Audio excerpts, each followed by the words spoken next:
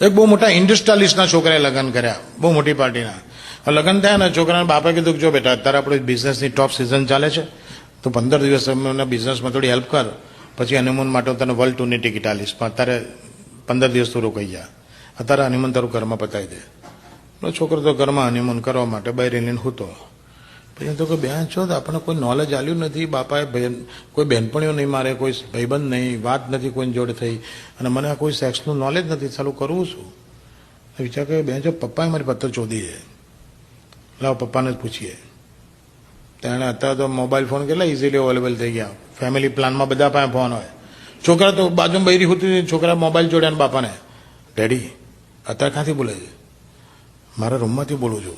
ચોધી અત્યારે કેમ ફોન કરે? અરે પપ્પા પ્લીઝ કીપ ક્વાઇટ, મારું સ્વાગત છે ને I don't know how to start with, please તમને ગાઈડ કરો. બાપા કહે ઓકે ફોન ચાલુ રાખ, હું કહું એ પ્રમાણે આગળ વધ. તો એનું બ્લાઉઝ કાઢી નાખ, તો કે કાઢી નાખ્યો હવે, એની બ્રા કાઢી નાખ, તો કે કાઢી નાખી હવે, બોલ દબાય થોડી વાર, છાતી બહુ જોતી ના દબાવ તો થોડી વાર રમ્યા, હવે ત્યાં બચ્ચી ભરી હોય તો ભર, તો ભરી હવે એને ચણિયો કાઢી નાખ, તો કે કાઢી નાખ્યો હવે, અને જાંગીઓ કાઢ્યો તો કે ના કાઢે, કાઢી નાખ્યો હવે. હવે નીચે થોડી વાર હાથ ફેરવો,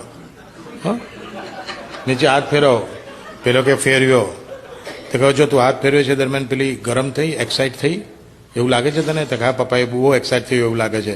તો હવે ધ્યાનથી સાંભળ, જે મારી પાસે છે તારી પાસે છે એની પાસે નથી, એ ત્યાં નીચે નાખી દે. પેલા જોડે મોબાઈલ નાખી દીધો.